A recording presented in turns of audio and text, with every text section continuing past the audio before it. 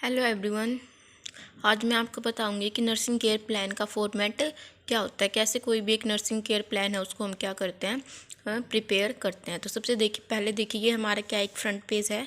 इसके ऊपर हम क्या लिखते हैं, सबसे पहले नर्सिंग केयर प्लान ऑन कोई भी टॉपिक जिसके ऊपर हम बनाने जा रहे हैं, जैसे डायरिया हो गया, कॉन्स्टिपेशन हो गया, कोई भी रेस्पिरेटरी डिजीज़ होगी, कोई भी टॉपिक हो सकता है ये, ठीक है।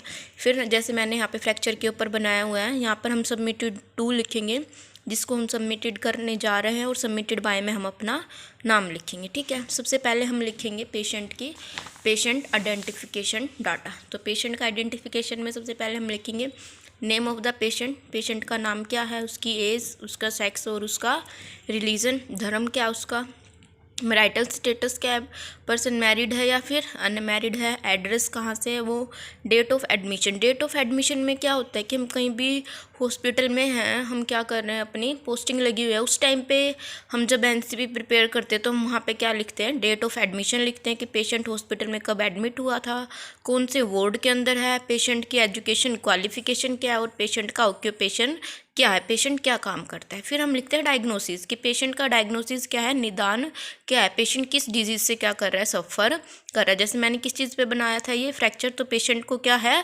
फ्रैक्चर है, ठीक है। उसके बाद आता है चीफ कंप्लेन कि पेशेंट की चीफ कंप्लेंट्स क्या है जब वो हॉस्पिटल में है, तो उस टाइम पे the patient is admitted in the hospital with chief complaints of, कि पेशेंट जब हॉस्पिटल में आया था तो उसकी क्या क्या चीफ कंप्लेंट्स थी। जैसे फर्स्ट क्या है, एक्यूट पेन 5 डेज, कि उसको क्या था, पेन था कितने दिनों से, 5 डेज से उसको क्या था, पेन था। सेकंड पर्सन को क्या है, इमोबिलिटी है कितने डेज से, 5 डेज से। इमोबिलिटी का मतलब जिस लेग का, हैंड का या पाँव का, जहाँ का भी उसका क्या हुआ है, फ्रैक्चर हुआ है, उस पार्ट को वो मूव नहीं कर पा रहा है, एडिमा हो गया वहाँ पर, या फिर पर्सन को क्या हो रही है, वीकनेस, कितने डेज से हो रही है, कब से हो रही है, ये भी साथ में हमें क्या करना होता है, मेंशन करना होता है। फिर आता है हमारी प्रेजेंट मेडिकल हिस्ट्री कि प्रेजेंट पेशेंट की मेडिकल हिस्ट्री क्या है। The present history of the patient is says that he suffering from the pain due to the fracture in the left leg. तो प्रेजेंट पेशेंट की history क्या बोल रही है कि पेशेंट पेन से सफ़र कर रहा है, क्यों, क्योंकि उसकी लेफ्ट लेग में क्या हुआ है, फ्रैक्चर, जिसकी वजह से पर्सन को क्या हो रहा है, पेन हो रहा है। फिर आती है प्रेजेंट सर्जिकल हिस्ट्री कि पेशेंट की कोई सर्जरी हुई है या नहीं। देखिए the present surgical history of the patient says that the patient left leg is operated and the rod is inserted in the leg due to the fracture in the bone of the left leg। तो क्या बोल रहे हैं कि patient की surgery हुई है, उसके लेग में क्या हुई है, रोड इंसर्ट की गई है, क्योंकि उसकी बोन क्या हो गई थी, ब्रेक हो गई थी। तो उसको मेंटेन करने के लिए क्या की गई है, बोन, वो जो हमारी रोड है उसको क्या किया गया है, इंसर्ट किया गया है, ताकि जो बोन है उसकी अलाइनमेंट को हम क्या कर सके, मेंटेन कर सके। अब आता है हमारी पास्ट मेडिकल हिस्ट्री और पास्ट सर्जिकल हिस्ट्री। पास्ट का मतलब पहले, the patient have no past medical history nothing significant found, कि हमें कोई ऐसी पेशेंट की हिस्ट्री नहीं मिली कि पर्सन को कोई डिजीज़ थी या फिर कोई मेडिकेशन वगैरह पर्सन की चल रही थी। या फिर फोर्थ हमारा क्या है, पास्ट सर्जिकल हिस्ट्री, पेशेंट में की पास्ट में कोई सर्जरी भी नहीं हुई है। नेक्स्ट हम लिखेंगे पर्सन की पर्सनल हिस्ट्री। पर्सनल हिस्ट्री के अंदर देखिए क्या क्या आता है हमारा, न्यूट्रिशनल पैटर्न कैसा है पेशेंट का, स्लीपिंग पैटर्न, एलिमिनेशन पैटर्न और ऑक्यूपेशनल हिस्ट्री, ये 4 पॉइंट्स आते हैं। फर्स्ट हमारा nutritional pattern, the patient is pure vegetarians and no allergy to any food item. इसमें हम लिखेंगे कि पेशेंट क्या है, वेजिटेरियन है या फिर नॉन वेजिटेरियन है, कोई फूड आइटम जिससे उसको एलर्जी वगैरह तो नहीं है, ये सब कुछ एक्सप्लेन करेंगे हम। ही टेक्स प्रॉपर 3 टाइम मील, की पर्सन तीनों टाइम का अच्छे से मील ले रहा है, अपना खाना ले रहा है। During disease condition the meal pattern is disturb due to the pain and the nausea, लेकिन डिजीज कंडीशन की वजह से जो उसका मील पैटर्न था वो क्या हो गया है, डिस्टर्ब हो चुका है, पेन की वजह से प्रॉपर अच्छे से पेशेंट क्या नहीं कर रहा है, अपनी डाइट नहीं ले रहा है। फिर आता है उसका sleeping pattern of the patient is disturb due to the pain and uncomfortable position. देखिए हमने किस चीज़ का पेशेंट लिया था, फ्रैक्चर का, तो पेन की वजह से पेशेंट का स्लीपिंग पैटर्न भी क्या हो गया है, डिस्टर्ब हो गया, पेशेंट क्या कर रहा है, अनकंफर्टेबल उसकी पोजीशन है, जिसकी वजह से वो अच्छे से अपनी स्लीप नहीं ले पा रहा है। Elimination pattern, the elimination pattern of the patient is proper 2 times in a day, proper क्या हो रहा है, पेशेंट फ्रेशन अप हो रहा है। Occupational history: the patient is farmer and work in their own field with the help of their family members. Occupational history में क्या है पेशेंट की? पेशेंट क्या था, हमने ली थी जब उसका आइडेंटिफिकेशन डाटा, फार्मर था, तो वो क्या करता है, अपने फील्ड में काम करता है अपनी फैमिली मेम्बर्स की हेल्प से। ठीक है, नेक्स्ट आता है हमारा सोशो इकोनॉमिक स्टेटस कि मंथली पर्सन की इनकम कितनी है, 40,000 है। फैमिली में कितने मेंबर है, 7, तो पर मेंबर कितने डिवाइड हो रहे हैं, 5,714 रुपीज़ क्या हो रहे हैं, उसके डिवाइड हो रहे हैं कि एक पर्सन को इतना उसका खर्चा मिल रहा है। ठीक है, नेक्स्ट आता है हमारा इन्वायरमेंटल हिस्ट्री। इन्वायरमेंटल हिस्ट्री में हम टाइप ऑफ होम देखेंगे कि पक्का है, कच्चा है, कैसा सीमेंटेड है। ठीक है, number of rooms with ventilation, कितने रूम्स हैं जहाँ पे प्रॉपर वेंटिलेशन है, जैसे विंडोज़ डोर्स वगैरह प्रेजेंट है, ये सब कुछ लिखेंगे।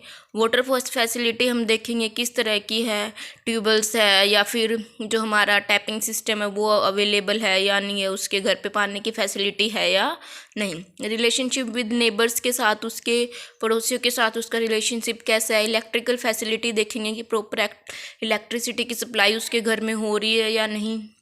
अवेलेबिलिटी ऑफ मेडिकल फैसिलिटी देखेंगे कि जिस विलेज में या सिटी में या फिर जिस एरिया में वो रह रहा है वहाँ पर कोई मेडिकल फैसिलिटी अवेलेबल है या नहीं। डिस्पोजल ऑफ एक्सक्रीटा, किस तरह से कोई टॉयलेट फैसिलिटी वहाँ पे है, सीवरेज वगैरह है या नहीं, ये हम पेशेंट से क्वेश्चनिंग करेंगे और ये डाटा फिर हम पेशेंट से क्या करेंगे, कलेक्ट करेंगे। नेक्स्ट आता है फैमिली कंपोजिशन। इसमें फैमिली मेम्बर्स के बारे में लिखेंगे, सीरियल नंबर कितने हैं, नेम लिखेंगे उनका, एज लिखेंगे, जेंडर लिखेंगे, रिलेशन लिखेंगे, एजुकेशन लिखेंगे और हेल्थ लिखेंगे। ठीक है, सबके बारे में। ये हमारा क्या है, फैमिली ट्री। जैसे उसके क्या है, ग्रैंडफादर, ग्रैंडमदर, दादा दादी, मम्मी पापा, ये हमारा पेशेंट था, ये उसके क्या है, ब्रदर एंड सिस्टर्स। ये क्या हो गया, हमारा एक फैमिली ट्री हो गया। ठीक है, उसके बाद हम लिखेंगे फिजिकल एग्जामिनेशन पर्सन की करेंगे। ठीक है, इसके अंदर हम क्या लिखते हैं, उसका BMI, body mass index. Body mass index कैसे मेजर करते हैं, मैंने अपनी वीडियो में आपको बताया भी है। जैसे weight in kg upon height in meter का स्क्वायर हम लेंगे। जैसे पर्सन का वेट तो क्या था, 58 kg और हाइट कितनी थी, 5'6" थी, तो हमने इसको कैसे निकाला, 1.61 मीटर 7 मीटर। ठीक है, तो हम इसको कर लेंगे तो हमारा क्या निकल जाएगा, 20.79। तो पर्सन कैसा है, हेल्दी है। ठीक है, नेक्स्ट हम निकालेंगे पेशेंट के वाइटल साइन की। नॉर्मल वाइटल साइंस हमारे कौन कौन से होते हैं, टेम्परेचर, पल्स, रेस्पिरेशन और ब्लड प्रेशर। ये देखेंगे, इनकी वैल्यूज़ देखेंगे, नॉर्मल कितनी होती है, पेशेंट को कोई इंक्रीज़ या डिक्रीज़ तो नहीं है। ठीक है, ये सब कुछ हम क्या करेंगे, हमारे रिमार्क्स के अंदर फिर मेंशन कर देंगे। फिर हम देखेंगे पर्सन की जर्नल अपीयरेंस कि पर्सन देखने में कैसा है, गेट कैसा है उसका, गेट क्या होगा, पेशेंट का डिस्टर्ब हो गया होगा, क्योंकि उसको क्या था, फ्रैक्चर है, पोस्चर भी उसका डिस्टर्ब होगा। ठीक है, न्यूट्रिशनल स्टेटस देखेंगे, पेशेंट अंडर न्यूट्रिशन है, माल न्यूट्रिशन है, ओवरवेट है, ओबीज है, ये सब कुछ देखेंगे। लेवल ऑफ कॉन्शियसनेस देखेंगे, उसे क्वेश्चनिंग वगैरह करके। ओरिएंटेशन देखेंगे कि पर्सन को टाइम, प्लेस और पर्सन के बारे में कुछ पता है या वो अनअवेयर है। ठीक है, फिर हम क्या करेंगे, उसकी head to toe physical examination करेंगे। सबसे पहले हम जर्नल अपीयरेंस में उसकी बॉडी बिल्ड देखेंगे। फिर क्या देखेंगे, उसकी एक्टिविटी कि पर्सन नॉर्मल एक्टिविटी कर रहा है या नहीं। हेड क्या देखेंगे हम, स्काल्प देखेंगे, हेयर्स देखेंगे, फेस, आइज़। ऐसे ही हम क्या करेंगे, एक एक ऑर्गन का क्या करेंगे, अच्छे से इसके अंदर एग्जामिनेशन करेंगे और उसको हम क्या कर देंगे, फिर मेंशन कर देंगे।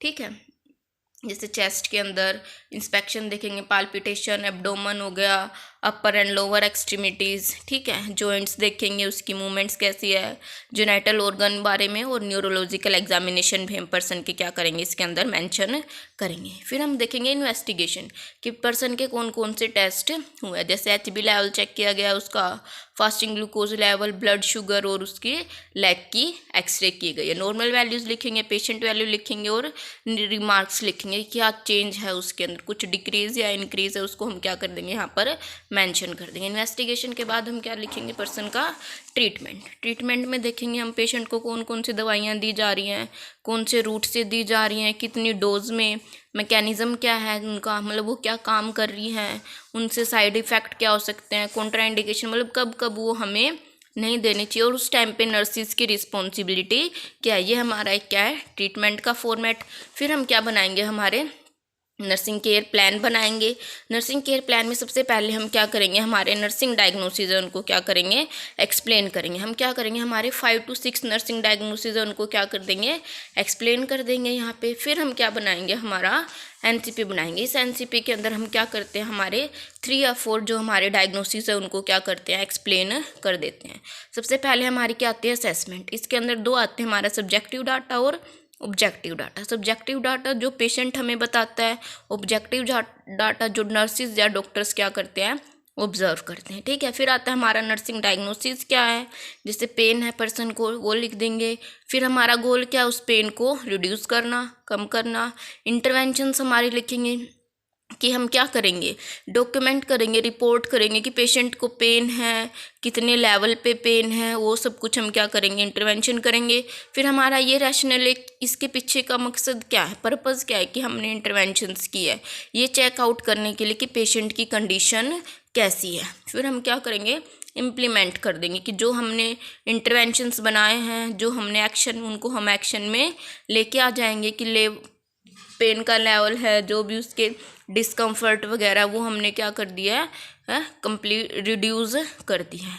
फिर आता है हमारा इवैल्यूएशन, लास्ट में हमारा रिजल्ट कि हमने जो भी पेशेंट को जैसे केयर दी थी, उससे पेशेंट का जो पेन है कुछ अमाउंट में क्या हो गया है, कम हो गया है। ऐसे ही करके हम क्या करेंगे, हमारे 3-4 नर्सिंग डायग्नोसिस को क्या कर देते हैं, एक्सप्लेन कर देते हैं। ठीक है, उसके बाद आता है हमारा हेल्थ एजुकेशन। हेल्थ एजुकेशन में हम क्या देखेंगे, न्यूट्रिशन लेवल, न्यूट्रिशन से रिलेटेड एजुकेशन देंगे पर्सन को। फिर exercise, hygiene, medication and follow up. Nutrition में हम पेशेंट को बताएंगे अकॉर्डिंग टू डिजीज़, जो भी सफ़र कर रहा था, किसको किस तरह की डाइट लेनी चाहिए, उसके बारे में बताएंगे। एक्सरसाइज के बारे में बताएंगे कि उसको ROM टाइप की एक्सरसाइज करनी चाहिए। पेशेंट को कुछ एक्सरसाइज एक्सप्लेन भी करेंगे हम, जिनको वो परफॉर्म करेगा। हाइजीन मेंटेन करने के लिए बताएंगे, पर्सनल भी और इन्वायरमेंटल हाइजीन भी।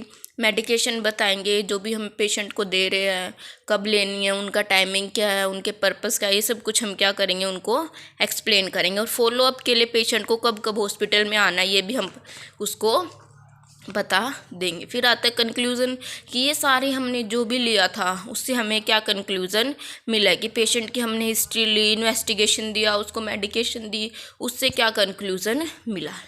लास्ट में हमारा क्या आता है, हमारा बिब्लियोग्राफी। देखिए बिब्लियोग्राफी क्या होती है कि जैसे हमने नर्सिंग डायग्नोसिस लिए हैं, या फिर हमने ये डिजीज़ जो पर्सन की हमने कहाँ से पढ़ी है, कौन सी बुक से रीड आउट किया है, तो हम इसमें 2 या 3 बुक्स का क्या लिखना होता है, नेम लिखना होता है।